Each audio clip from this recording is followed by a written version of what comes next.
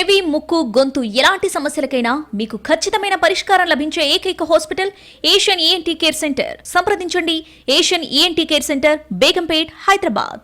జనసేనకి వెన్నుదన్నుగా ఉంటూ మొదటి నుంచి కూడా ఆ పార్టీని వెనకేసుకొస్తూ ఆ పార్టీలో కీలకమైనటువంటి భూమిక పోషించినటువంటి పవన్ కళ్యాణ్ సోదరుడు నాగబాబుకు ఇంతవరకు పెద్ద పదవులు ఏమీ చేపట్టేటటువంటి అవకాశం లభించలేదు. పార్టీ పరంగా ప్రధాన కార్యదర్శిగాను, పొలిట్ బ్యూరో మెంబర్గాను ఉన్నప్పటికీ కనీసం శాసనసభ్యుడిగా కానీ లేదంటే లోక్సభ సభ్యుడిగా కానీ ఆయనకు అవకాశం లభించలేదు.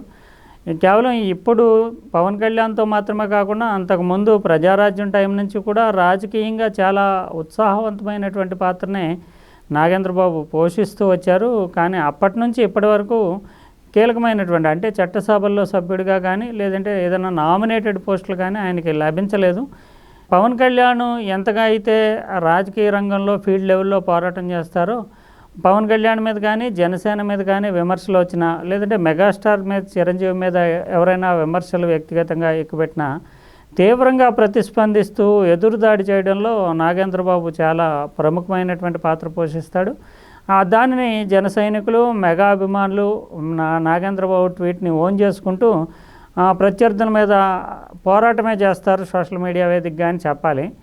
అయితే కొన్ని త్యాగాలు చేస్తూ అంటే రాజకీయంగా తన సోదరులు ఉన్నత స్థానంలో ఉండటంతో కొంత రాజీ పడుతూ త్యాగాలు చేస్తూ నాగబాబు రావాల్సి వచ్చింది. ఇప్పుడు ఆయనకి ఆయన చేసినటువంటి త్యాగాలకు అనుగుణంగా ఏదైనా ఉన్నత పదవి లభిస్తుందా, అందుకు రంగం సిద్ధమైందంటే ఖచ్చితంగా ఈసారి నేరుగా అత్యున్నతమైనటువంటి చట్టసభలో పార్లమెంట్లో అంటే రాజ్యసభ సభ్యుడిగానే నాగేంద్రబాబుకి అవకాశం లభిస్తుంది అంటూ జనసేన వర్గాలు చెప్తున్నాయి. ఇది ఎంతవరకు వాస్తవము, అసలు నాగేంద్రబాబుకు ఉండేటటువంటి అర్హతలు ఏంటి, ఎంతవరకు ఆయన ఎక్కడెక్కడ త్యాగాలు చేశారు, పవన్ కళ్యాణ్ సోదరుని ఆ స్థానం మీద కూర్చోబెట్టడానికి ప్రయత్నాలు ప్రారంభించారా, ఇవన్నీ తాజాగా జరుగుతున్నటువంటి పరిణామాలని బేరీజు వేసుకుంటూ అంచనా వేసుకోవాలి.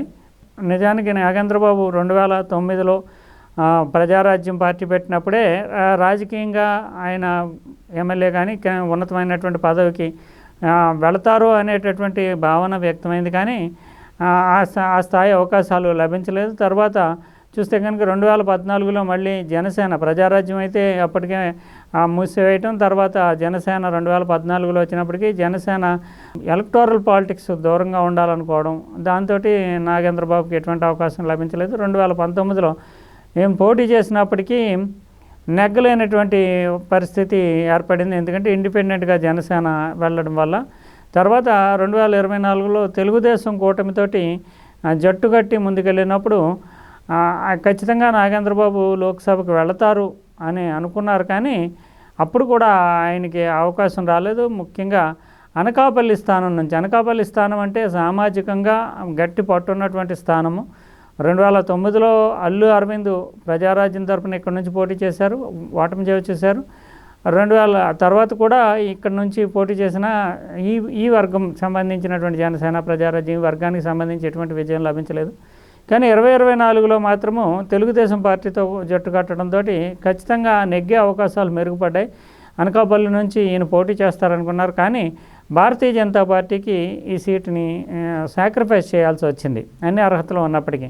ముఖ్యంగా అప్పట్లో కుదిరినటువంటి ఒప్పందాన్ని చూస్తే లోక్సభ స్థానాలకు సంబంధించినటువంటి 25 స్థానాల్లోనూ 4 లోక్సభ స్థానాలు బీజేపీకి, 3 జనసేనకి ఇచ్చి 18 స్థానాల్లో తెలుగుదేశం పోటీ చేయాలనేది ప్రాథమికంగా కుదిరినటువంటి అవగాహన. అయితే భారతీయ జనతా పార్టీ కేంద్ర నాయకత్వం మాత్రం లోక్సభ స్థానాలు తమకు ఎక్కువ కావాలంటూ 6 స్థానాలు కావాలని, అంటే 4కు బదులుగా 6 కావాలనేది పట్టుబట్టడం, దాంతో పవన్ కళ్యాణ్ ఏదో రకంగా రాజీ ధోరణిలోనే వెళ్ళాలి తప్ప ఈ సీట్ల పంపకంలో స్పర్ధలు కానీ విభేదాలు కానీ బయటికి రాకూడదనే ఉద్దేశంతో తనకి కేటాయించినటువంటి 3 స్థానాల్లో ఒక స్థానాన్ని, అందులోని తన సోదరుడు నాగబాబు పోటీ చేస్తాడనుకున్నటువంటి అనకాపల్లి స్థానాన్ని బీజేపీకి ఇచ్చేయడానికి ముందుకు రావడం, తెలుగుదేశం కూడా ఇంకో స్థానాన్ని ఇవ్వడం, అలా 6 స్థానాలకి భారతీయ జనతా పార్టీతో పొత్తు కుదిరింది లోక్సభ స్థానాలకి. అందువల్ల నాగబాబు లోక్సభకి ఇంక ఎన్నికైపోతారో అనుకున్నటువంటి దశలోనే ఆ స్థానాన్ని రాజీ చెప్పడి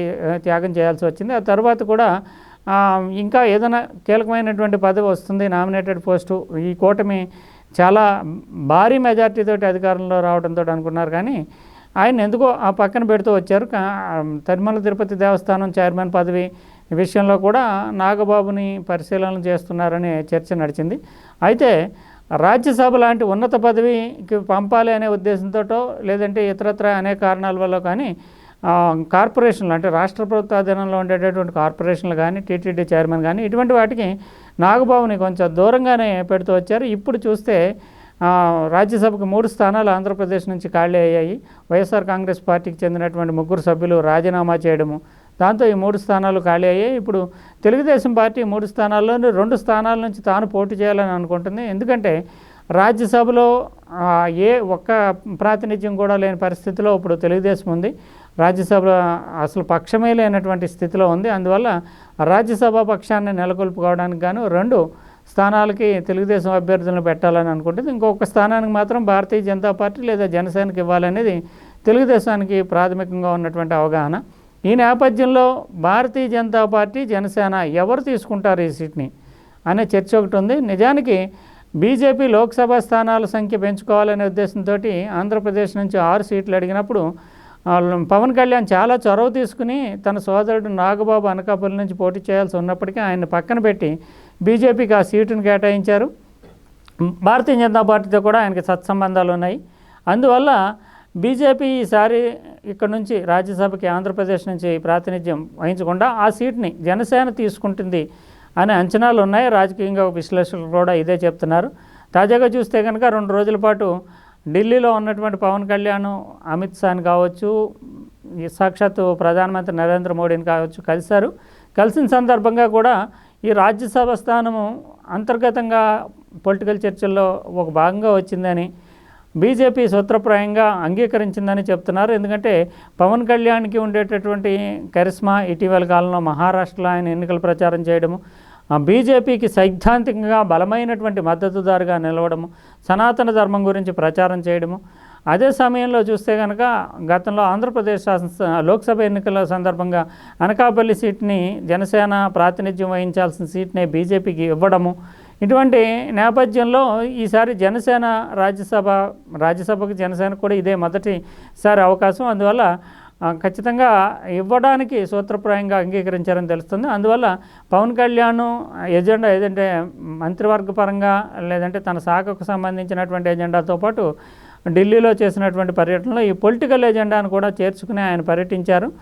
నరేంద్ర మోడీ నుంచి, అమిత్ షా స్థాయి నుంచి ఆయన హామీ పొందారు అనేది జనసేన వర్గాలు చెప్తున్నాయి. ఇటు తెలుగుదేశం పార్టీ అధినేత చంద్రబాబు నాయుడికి ఎటువంటి అభ్యంతరాలు లేవు. ఎందుకంటే నాగబాబు ఎటువంటి ఫోర్స్ఫుల్గా వ్యవహరిస్తాడు, తర్వాత రాజ్యసభకు పంపినా కూడా ఆయన మంచి మద్దతుగానే ఉంటాడు. ఈ అనేక కారణాలు, అంతేకాకుండా మిత్రపక్షంలో పొత్తులో భాగంగా, మిత్రధర్మంలో భాగంగా ఒక సీట్ని ఎలాగూ బీజేపీకో జనసేనకు ఇవ్వాలి కనుక బీజేపీ జనసేనలో తేల్చుకుని ఎవరిని నిలబెట్టాలని తేల్చుకుంటే కనుక తాను అంగీకారంగానే ఉన్నట్లుగా చంద్రబాబు నాయుడు అంతర్గతంగా పార్టీ సమావేశాల్లో చెప్తున్నట్లుగా తెలుస్తుంది. దీనివల్ల ఈసారి నాగబాబుకి న్యాయం జరుగుతుంది అనే అంచనాకి రాజకీయ వర్గాలు వచ్చాయి.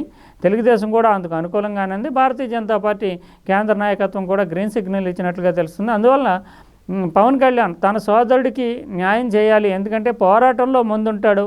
ఇంతవరకు ఎటువంటి పదవులు పొందలేదు. గతంలో పోటీ చేసినప్పుడు కూడా డబ్బులు కోల్పోవడమే తప్ప చట్టసభల్లో స్థానం లభించలేదు. ఈసారి నిజానికి లోక్సభ స్థానానికి పోటీ చేసినప్పటికీ డబ్బులు చాలా 10-15 కోట్లు కనీసం ఖర్చు పెట్టాల్సి వచ్చి ఉండేది. ఇప్పుడు ఎటువంటి ఖర్చు లేకుండానే రాజ్యసభకి వెళ్ళడం, 6 ఏళ్ల పాటు పదవీ కాలము, అందులోనే అత్యున్నతమైనటువంటి చట్ట పదవి. దీనిని దృష్టిలో పెట్టుకుని రాజ్యసభలో కూడా జనసేన పక్షం ఏర్పడడానికి తన సోదరుడు ప్రధానమైనటువంటి అభ్యర్థిగా ఉంటాడనే భావంతో పవన్ కళ్యాణ్ ఉన్నాడని జనసేన వర్గాలు చెప్తున్నాయి. ఏదేమైనా నాగేంద్రబాబు చేస్తున్నటువంటి పోరాటానికి ఈ బంధుత్వం ఇవన్నీ పక్కన పెట్టినప్పటికీ జనసేనకి మద్దతుగా ఉన్నటువంటి జనసేనలో ఇప్పుడు మనం చూస్తే కనుక 3 కీలకమైనటువంటి నాయకులు పదవులు పొందారు. పవన్ కళ్యాణ్కి సపోర్టివ్గా ఉంటూ ఐడియాలజీ కానీ, ప్రణాళిక కానీ, రాజకీయ కార్యక్రమాల్లో కానీ కీలకంగా వ్యవహరించినటువంటి నాదెండ్ల మనోహరం మంత్రివర్గంలో పదవిని దక్కించుకున్నారు. అదేవిధంగా కందుల దుర్గేష్ ఉభయ గోదావరి జిల్లాలోని చాలా కీలకమైనటువంటి నేతగా ఎదిగినటువంటి కందుల దుర్గేష్ కూడా మంత్రివర్గంలో పదవి దక్కించుకున్నారు.